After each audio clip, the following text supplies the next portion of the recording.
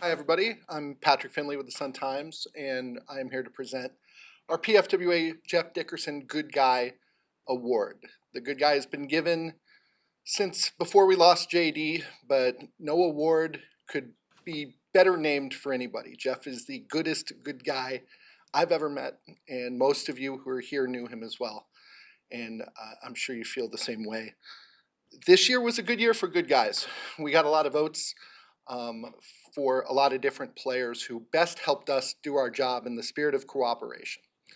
There were 3 finalists. Eddie Jackson was one. Eddie would post up at his locker and talk to anybody who asked and stay in the locker room for a long time.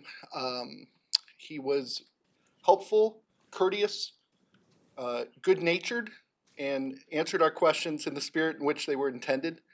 I think I showed you once a quote from a Bears Hall of Famer who criticized you, and you could have done a lot of different things, but what you did was answer it in good humor, and that's appreciated, and it goes noticed by those of us here. Jalen Johnson was a finalist too. Jalen requested a trade, didn't get it, and then talked the next day. That got him a vote from a lot of different people. And then we had Cole Kmet, who was last year's winner, who would stand up and answer questions after wins or losses and answer questions about what his meathead friends who love the Bears would say to him about the losses. So those were our finalists. Other people who received more than one vote this year: Jaquan Brisker, Tevin Jenkins, DJ Moore, Cairo Santos, and even Tyke Tolbert, the wide receivers coach. There were another half dozen or so who got one vote apiece. So those are a lot of names. Most years it's not that many. So I think that speaks to the locker room that we had this year. With the award, both for Eddie and for Cole last year in retrospect, the Yvonne McClure and Jeff Dickerson Foundation will be donating $1,000 to the charity of your choice. I know that Cole Kmet has decided to give his to the Special Olympics. Is that right, Chris? Yes. And Eddie, you can send it in whatever direction you'd like. Hopefully it's something that would make Jeff smile. Jeff would be, in a year like this year, Jeff would be the one in the room who would tell us to relax, who would tell us that in a long, stressful season, we didn't need to take that stress home with us.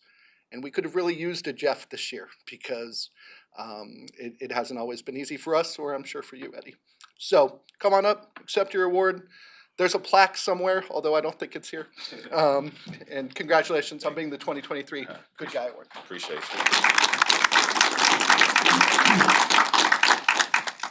First off, I'd like to thank everyone in here. Also Jeff, the times I met him, nice, humble guy. I always ask the right positive questions. So, us as players, we always thankful for that, as most of you guys in here do, but not everyone. To his family, just want to say thank you guys for being here. It means a lot. Like I said, the times I met your son, it was always a great conversation. Very humble, nice, respectful guy. And, you guys did a fine job of raising him. So I'm honored to, accept this award. After that, I guess, what questions, Tom? You've obviously seen a lot over 7 seasons in this building.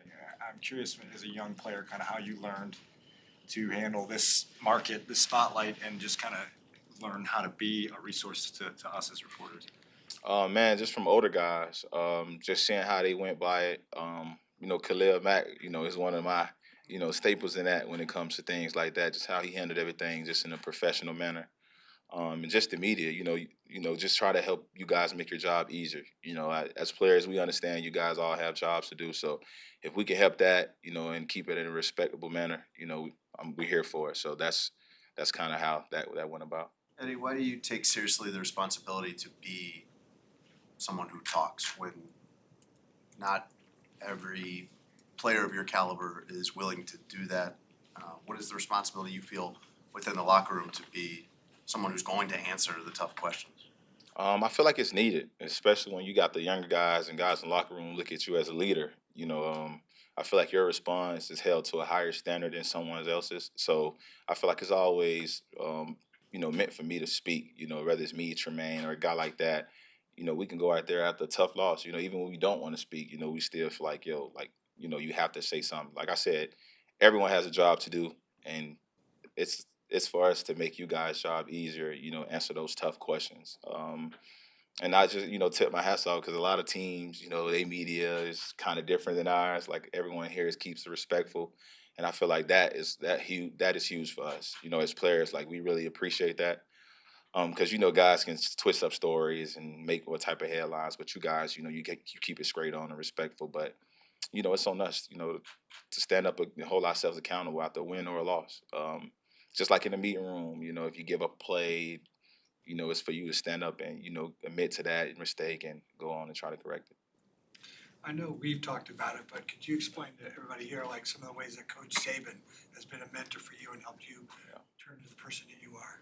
Oh man, that was like one of the staples in my life. A young kid out of Fort Lauderdale, Florida, going to Alabama, with not much direction. I had my father, but it was a little different when Coach Saban came around because when you enter there, you preach. They preach a lot about family tradition and hard work and things like that, but you don't think it's really put into play until you go through it. So just having him as a mentor, um, I met with Coach Saban almost every other week, for good things and bad things, as far as in school, missing class.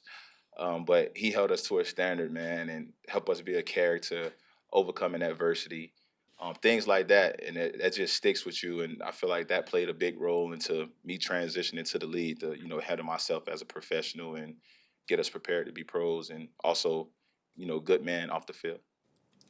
What does it mean to you to be a Bear? Oh man, it mean everything, man. Like just coming here from Alabama, man, the tradition of it, the history, rich, man. It's just everything is just so it's family oriented. Like if you walk through that lobby, man, you see all those Hall of Famers on the wall. It's just man, like that's the goal. And just to see the type of tradition that the Bears has built, one of the first organizations. So it just means a lot. And for me to be here for 7 years and watch, different coaches come, different GM, different players, and you build those relationships with them, and you learn from the older guys, and it's for me to pass it down to the younger guys, and just see how I can affect someone, just by being around them, just your presence, a conversation. It means everything to me, and I love it. I enjoy it, and I don't take it for granted. As you know, I've been hurt before, so just being away from the team and being away from the building, it takes a toll on you. So you have to live in that moment and really appreciate it for the moment that you have here. I mean, to that end, nobody knows what the future holds. Have you allowed yourself to think that this might be the last Sunday that you walk onto Soldier Field in a Bears uniform? Not really. I know guys keep asking me that. It's like I'm living in the moment, man. Like I'm appreciating the guys, and just being around like Tremaine, those guys, TJ, D Walk, like all the new guys and new face on the team, and just the relationship we built within a year, man. It's like it's crazy. So I haven't really thought about it. Lord willing, I hope I'm here next year. But like I said, man, God always has a plan. So I feel like I always land on my feet. I hope it's here. I know how it works in the business. I wish I can be here my whole entire career, but we know how this thing works. But it's just you got to live in a moment. You got 2 more games guaranteed. Like I said last time, like I'm guaranteed 2 more games as a Chicago Bear. So I'm gonna live in that moment. I'm gonna appreciate every moment of it. Dan made a good. I was gonna say Dan made a good point about all the stuff you've seen in your time here. What was this season like? I mean, starting with the winless start, you lose your coordinator. Yeah. You've seen the winning come back. How would you describe this season? I feel like it was one of the most craziest seasons I had, honestly. And I told the guys that, like, I never experienced nothing like that. Like losing a coordinator, the season off to, not the type of start we thought we was gonna have, and guys going down, getting banged up, me going out missing 6 games, then another coach resign. It was just so crazy. But one thing we learned is like, destruction comes first. Like things has to be tear down for you to see the glory of it in the end. So I feel like it's something bright, honestly, man. Like it's something good coming to this team.